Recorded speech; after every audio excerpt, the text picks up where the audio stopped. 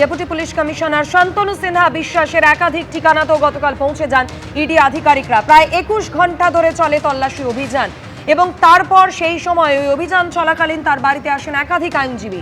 ED সূত্রে দাবি করা হয়েছে বাড়িতে ছিলেন না শান্তনু সিনহা বিশ্বাস। অভিযান শেষে একাধিক নথিপত্র বাজেয়াপ্ত করা হয়েছে।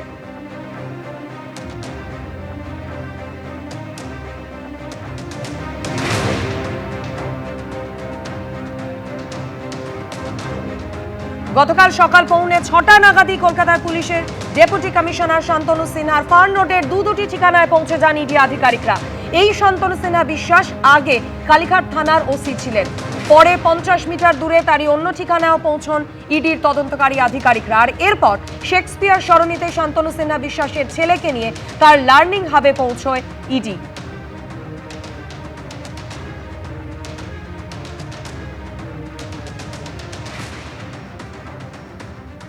যে আমরা কথা বলতে চাই, সিআরপিএফ এর মাধ্যমে জানিয়েছেন যে এক্ষুনি কোনো কথা বলা যাবে না। বাবাও বাড়িতে ছিল, আমিও বাড়িতে ছিলাম, সবাই এসছে, নর্মাল কিছু কাগজ চেক করবে, কোনো প্রবলেম নেই।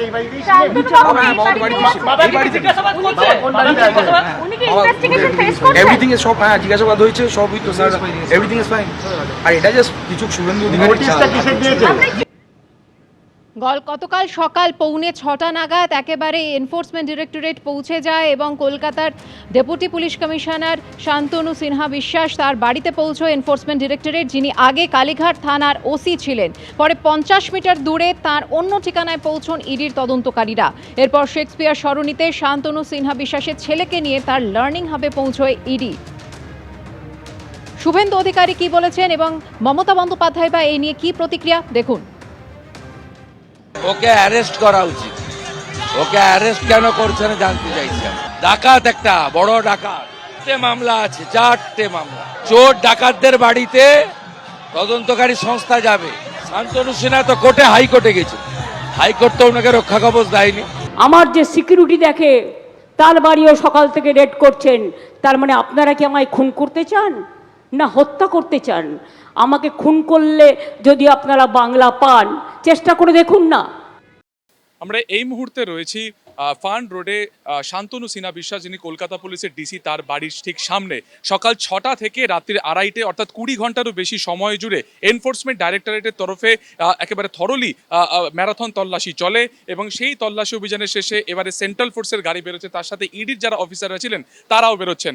আমরা জানি যে গত 1 এপ্রিল সোনা পাপ্পু ওরফে বিশ্বজিৎ পোদ্দারের বাড়িতে অভিযান চলেছিল এবং সেই অভিযানে মূলত হয়েছিল যে বিভিন্ন বেআইনি আর্থিক লেনদেনকে কেন্দ্র করে, এবং সেখান থেকে একাধিক সূত্র সেখান থেকে ইডি আধিকারিকরা পেয়েছিলেন এবং সেই সূত্র ধরেই আজকে একাধিক জায়গাতে কিন্তু একযোগে তল্লাশি অভিযান শুরু করেছিল ইডি আধিকারিকেরা, যার মধ্যে একটি ঠিকানা হচ্ছে ফার্ন রোডের এই যে শান্তনু সিনহা বিশ্বাসের বাড়ি। সেখানে সারাদিন ব্যাপী যেটা ইডি সূত্রে খবর যে শান্তনু সিনহা বিশ্বাস কিন্তু বাড়িতে ছিলেন না, তার পরিবারের বাকি সদস্যরা ছিল এবং এইখানে ফ্ল্যাটে বিভিন্ন নথিপত্র সেখান থেকে যাচাই করার পর সেগুলোকে বাজেয়াপ্ত করার পরই যা আমরা দেখতে পাচ্ছি প্রায় 20 ঘন্টা শেষে ইডির যারা আধিকারিক তারা কিন্তু এই মুহূর্তে এখান থেকে বেরিয়ে চলে যাচ্ছেন।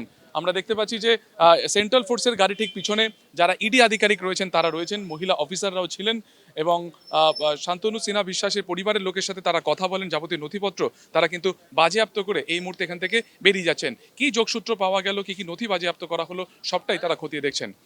ক্যামেরায় শান্তনু দত্তের সঙ্গে সুকান্ত মুখোপাধ্যায়, এবিপি আনন্দ। লোকসভায় পাশ করেনি মহিলাদের সংশোধিত আসন সংরক্ষণ বিল। এই অবস্থায় রবিবার পশ্চিমবঙ্গে ভোট প্রচারে এসে সেই বিল নিয়ে সুর আরও চড়ালেন নরেন্দ্র মোদী।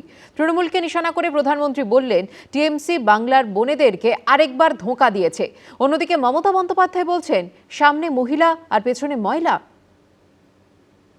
टीएमसी ने बंगाल की बहनों के साथ एक और धोखा दिया है।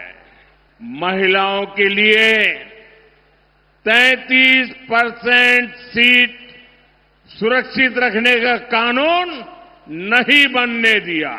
ডিলিমিটেশন কেন আটকেছি? বেশ করেছি, 1000 বার করব। সামনে মহিলা আর পেছনে ময়লা। ডিলিমিটেশন। লোকসভায় আসন সংখ্যা বাড়িয়ে মহিলাদের আসন সংরক্ষণ বিল লোকসভায় পাশ করাতে ব্যর্থ হয়েছে মোদী সরকার। আর তারপরেই শুরু হয়েছে দায় চাপানোর খেলা। বিরোধীদের মহিলা বিরোধী বলে দাগিয়ে আক্রমণে নেমেছেন প্রধানমন্ত্রী থেকে বিজেপির শীর্ষস্থানীয় নেতারা। আবার বিরোধীদের দাবি মহিলাদের জন্য আসন সংরক্ষণ নয়, মোদী সরকারের আসল উদ্দেশ্য লোকসভার আসন সংখ্যা বাড়িয়ে নিজের রাজনৈতিক স্বার্থসিদ্ধি করা। এই প্রেক্ষাপটে বৃহস্পতিবার প্রথম দফার ভোটের লাইনে দাঁড়াতে চলেছেন রাজ্যবাসী। পশ্চিমবঙ্গে বর্তমানে মোট ভোটারের প্রায় অর্ধেকই মহিলা। এই অবস্থায় রবিবার পশ্চিমবঙ্গে ভোট প্রচারে এসে মহিলা সংরক্ষণ বিল নিয়ে সুর আরও চড়ালেন নরেন্দ্র মোদী। टीएमसी नहीं चाहती थी कि बंगाल की बेटियां ज्यादा संख्या में एमएलए बने, ज्यादा संख्या में एमपी बने, क्योंकि बंगाल की बेटियां इनके महाजंगल राज को चुनौती दे रही है। इसलिए टीएमसी ने कांग्रेस के साथ मिलकर साजिश रची और इन्होंने महिलाओं के लिए 33% सीट सुरक्षित रखने का कानून नहीं बनने दिया। গত পরশুদিন দেখেছেন মোদীবাবু হেরেছে লোকসভায়, পতন শুরু হয়ে গেছে। মহিলার জন্য তোমার পীড়িত, দয়া মায়া। মহিলা বিল পাশ হয়েছিল কবে? 2023 সালে। সেই মহিলা বিল আজ পর্যন্ত কার্যকরী হয়নি কেন? মোদীবাবু জবাব দাও। মহিলা বিলের সাথে তোমরা ডিলিমিটেশন যুক্ত করে দিয়েছিলে, তার অর্থ বঙ্গভঙ্গ করা। সংসদে মহিলা সংরক্ষণের জন্য সংবিধান সংশোধনী বিল পাশ না হওয়ায় শনিবার রাতে জাতির উদ্দেশ্যে ভাষণে কংগ্রেস তৃণমূল সহ বিরোধীদের চাঁচাছোলা ভাষায় আক্রমণ করেন। इस ईमानदार प्रयास की कांग्रेस और उसके सहयोगियों ने सदन में पूरे देश के सामने भ्रूण हत्या कर दी है, भ्रूण हत्या कर दी है। ये Congress, TMC, Samajwadi party, DMK जैसे दल इस भ्रूण हत्या के गुनहगार है। গতকাল গভর্নমেন্টের মেশিনারি দিয়ে, দূরদর্শনকে দিয়ে মোদি দর্শন বানিয়ে পলিটিক্যাল ক্যাম্পেইন করেছে। আমরা কমপ্লেনও করব এবং আমরা ধিক্কার জানাই। লক্ষ্মীর ভান্ডার প্রকল্পে মমতা বন্দ্যোপাধ্যায় মহিলাদের দিচ্ছেন মাসে 1500 থেকে 1700 টাকা। পাল্টা বিজেপির প্রতিশ্রুতি তারা ক্ষমতা এলে প্রতি মাসে দেবে 3000 টাকা। बंगाल की बहनों को हर साल 36,000 रुपया सीधे मिलेंगे। कितने कितने पूरी ताकत से बताइए। 36,000 रुपये। বলেছিল 15 লাখ টাকা করে দেবো, কেউ পেয়েছেন? উত্তর হচ্ছে না। মোদির গ্যারেন্টি মানে জিরো ওয়ারেন্টি, আর মমতা ব্যানার্জির গ্যারেন্টি মানে লাইফ টাইম ওয়ারেন্টি। কে মহিলাদের উন্নয়নের জন্য প্রকৃত আন্তরিক আর কে মহিলাদের সামনে রেখে শুধুই ভোট পেতে চাইছে, তার জবাব মহিলা ভোটাররাই দেবেন। শিবাশিস মৌলিক, অরিত্রিক ভট্টাচার্য, সোমনাথ মিত্র রিপোর্ট, এবিপি আনন্দ। এবিপি আনন্দ, এগিয়ে থাকে, এগিয়ে রাখে।